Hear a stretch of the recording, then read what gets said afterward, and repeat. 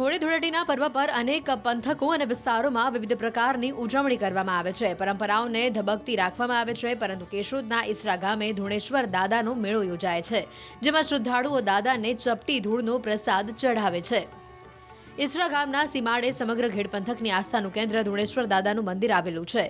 પ્રાચીન કાળથી અહીંયા ધૂળેટી પર્વ નિમિત્તે પરંપરાગત રીતે ભવ્ય લોકમેળો યોજાય છે. અહીંયા મણિધર નાગ બાપાને ધૂળની પ્રસાદી ચડે છે અને ધૂળનો મોટો ઢગલો થાય છે. દર વર્ષે આવી જ રીતે લાખો માણસો અહીંયા મેળાની મોજ માણવા માટે અહીંયા આવે છે. આ ધૂણેશ્વર દાદા આજુબાજુના તમામ લોકો માટે એક શ્રદ્ધાનું, એક ભાવનું દિવ્ય કેન્દ્ર છે. અન્ય અનેક પ્રકારના ઇતિહાસો છે. તેમજ અમારા ગામ તરફથી ભોજનની વ્યવસ્થા, ચા પાણીની વ્યવસ્થા અને મેળાને લગતી તમામ વ્યવસ્થાઓ અમારા કાર્યકરો બધું સંપન્ન કરે છે. ઉલ્લેખનીય છે કે ઈસરા ગામની આજુબાજુના 20થી વધુ ગામની દીકરીઓ કે વહુને દીકરો જન્મે એટલે ધૂળેટીના દિવસે ચપટી ધૂળ ચડાવવાનો રિવાજ છે. સાથે જ દાદાને યથાશક્તિ ઘૂઘરીનો પ્રસાદ પણ ધરાવવામાં આવે છે.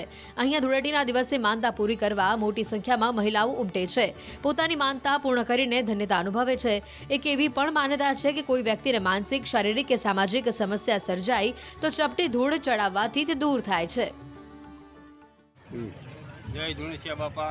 દર વર્ષની જેમ આ વર્ષે પણ અમારે ધૂણેશ્વર બાપાનો એક આ ભાવ તહેવાર આવ્યો છે. અને તહેવાર ધામધૂમથી અમે અત્યારે ઉજવીએ અને ઉજવાનો અડખા પડખાના 35 ગામના માણસો, તમામ માણસો અત્યારે અહીં ઉપસ્થિત છે. તમામ ભક્તોને પણ શ્રદ્ધા છે અને પ્રસાદનું બધાય ખૂબ માણો પ્રસાદ લે એવી બાપાની કૃપા છે.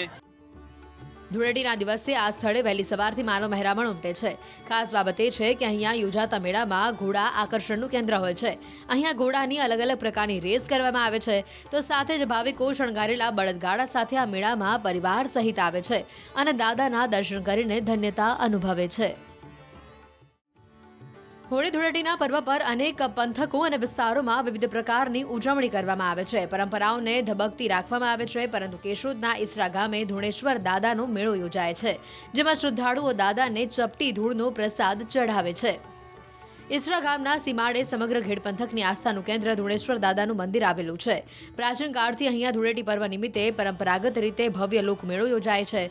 અહીંયા મણિધર નાગ બાપાને ધૂળની પ્રસાદી ચડે છે અને ધૂળનો મોટો ઢગલો થાય છે. દર વર્ષે આવી જ રીતે લાખો માણસો અહીંયા મેળાની મોજ માણવા માટે અહીંયા આવે છે. આ ધૂણેશ્વર દાદા આજુબાજુના તમામ લોકો માટે એક શ્રદ્ધાનું, એક ભાવનું દિવ્ય કેન્દ્ર છે. અન્ય અનેક પ્રકારના ઇતિહાસો છે.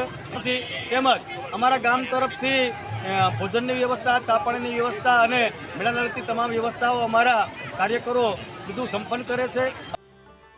ઉલ્લેખનીય છે કે ઈસરા ગામની આજુબાજુના 20થી વધુ ગામની દીકરીઓ કે વહુને દીકરો જન્મે એટલે ધૂળેટીના દિવસે ચપટી ધૂળ ચડાવવાનો રિવાજ છે. સાથે જ દાદાને યથાશક્તિ ઘૂઘરીનો પ્રસાદ પણ ધરાવવામાં આવે છે. અહીંયા ધૂળેટીના દિવસે માનતા પૂરી કરવા મોટી સંખ્યામાં મહિલાઓ ઉમટે છે. પોતાની માનતા પૂર્ણ કરીને ધન્યતા અનુભવે છે. એક એવી પણ માન્યતા છે કે કોઈ વ્યક્તિને માનસિક, શારીરિક કે સામાજિક સમસ્યા સર્જાય તો ચપટી ધૂળ ચડાવવાથી તે દૂર થાય છે. જય ધૂણેશ્વર બાપા. દર વર્ષની જેમ આ વર્ષે પણ અમારે ધૂણેશ્વર બાપાનો એક આ ભાવ તહેવાર આવ્યો છે. અને તહેવાર ધામધૂમથી અમે અત્યારે ઉજવીએ અને ઉજવાનો અડખા પડખાના 35 ગામના માણસો, તમામ માણસો અત્યારે અહીં ઉપસ્થિત છે. તમામ ભક્તોને પણ શ્રદ્ધા છે અને પ્રસાદનું બધાય ખૂબ માણો પ્રસાદ લે એવી બાપાની કૃપા છે. ધૂળેટીના દિવસે આ સ્થળે વહેલી સવારથી માનવ મહેરામણ ઉમટે છે.